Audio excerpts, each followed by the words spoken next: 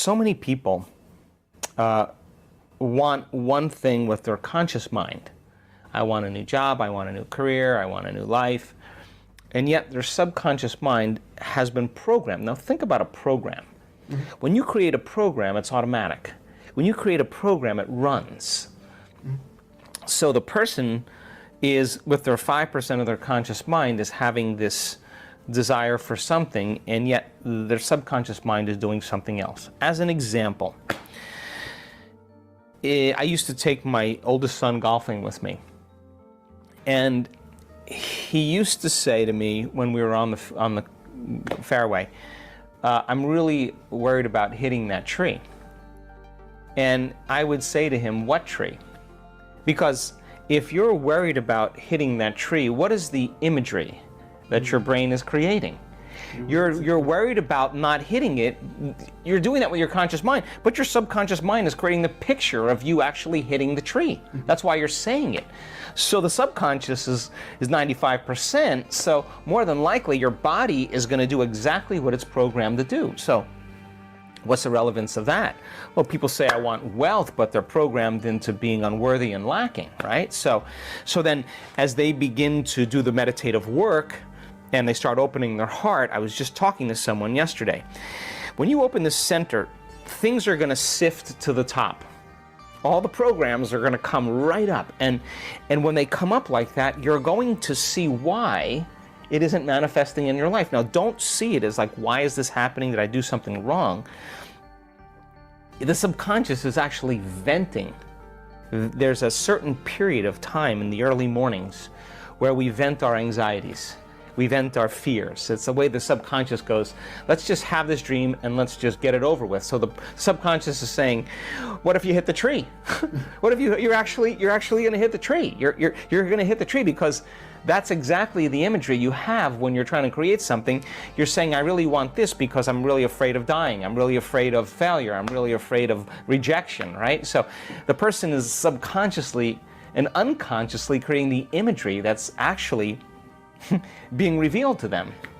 So how do we change that? Well, really simple.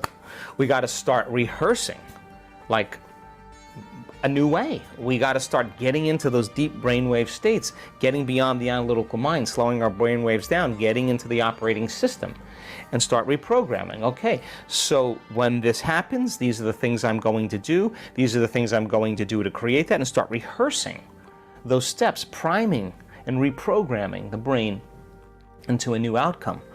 So I have had that many years in my life, but I always have seen it as a strong sign, a strong symbol that I got something switched in my brain. I could say that people say I want to be healthy. Yeah, it's 5% of your conscious mind, but you set them at the dinner table and they're breaking all the rules of everything they said. So why does that happen? Because the program is running and they've lost their free will to a program. So now, that's important because your subconscious is talking to you. Now you got to get in there. You got to get in there and start rehearsing that you're going to step away from the table, that you're not going to eat after a certain hour, that you're going to make better choices, and rehearse them and remember what you're going to do and what you're not going to do. Now you begin to, on a fundamental level, begin to rewrite the script, begin to rewrite the program. And over time, if you make one or two new choices and restrain some old choices, you'll tend to make more better choices after you make a few, because you'll start feeling the satisfaction of your efforts. So don't see it as like doing something wrong. It's just that the mind is polarized. And people will say that they want something, but the subconscious is saying, look, this is really what's happening. So get in there now.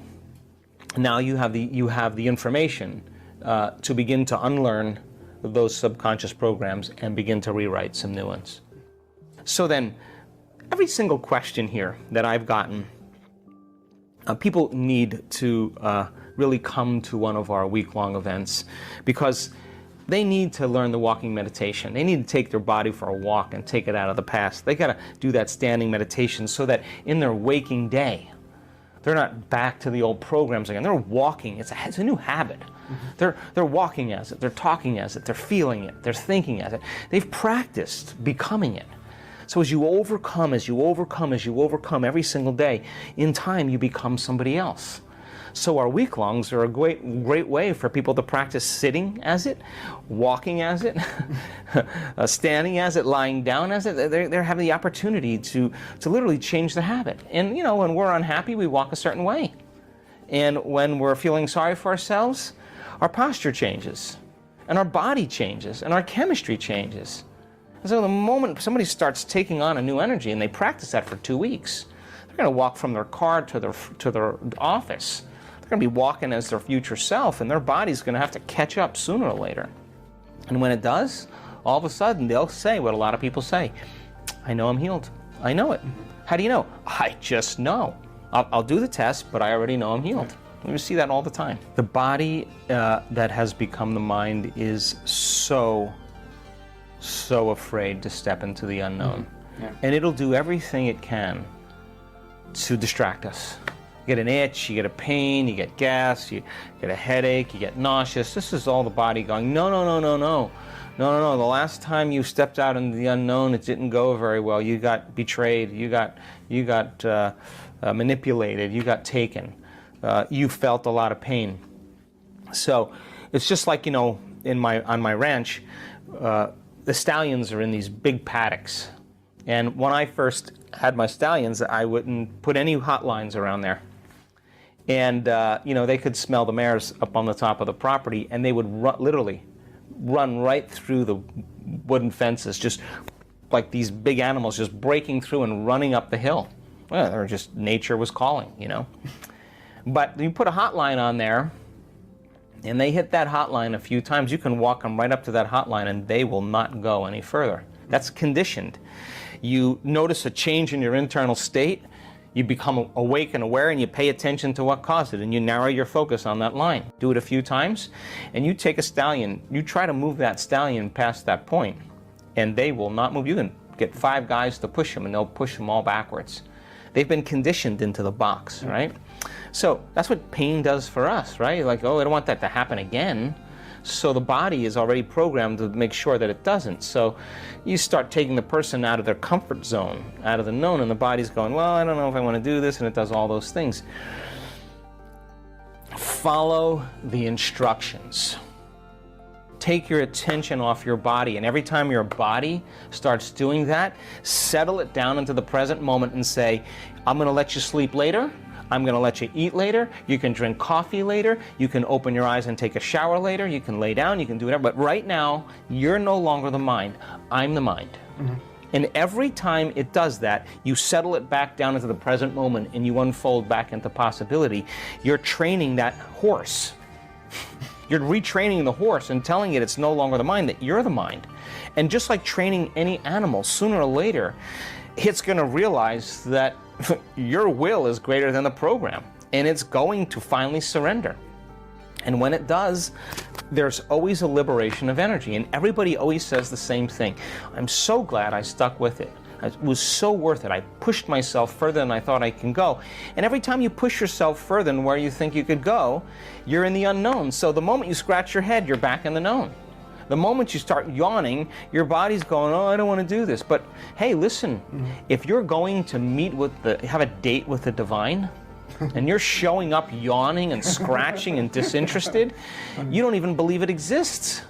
If you knew that divine was a loving intelligence, and that it is the very fabric of everything material, and that it's been present the whole entire time, and you got to meet it with the same energy. Your mind has to match its mind. Your love for life has to match its love for life. Your will has to match its will. And when you do, and you eclipse with that intelligence, you won't be yawning. You won't be itching. You will be stunned by its magnificence. So many people they go at it kind of half speed, and they go at it like, I don't want to do this, or I'm tired, or that's the body-mind talking as they go into it unconsciously. But if you knew that you could create something new by changing your energy, and that you could connect to this intelligence that's real, what would you bring to the date? You'd be on time. You would be present. You would be engaged. You would bring your best. You wouldn't let anybody or anything distract you, just like your date with a lover. You wouldn't miss that date for anything. You would move mountains to make sure that you had time for that person.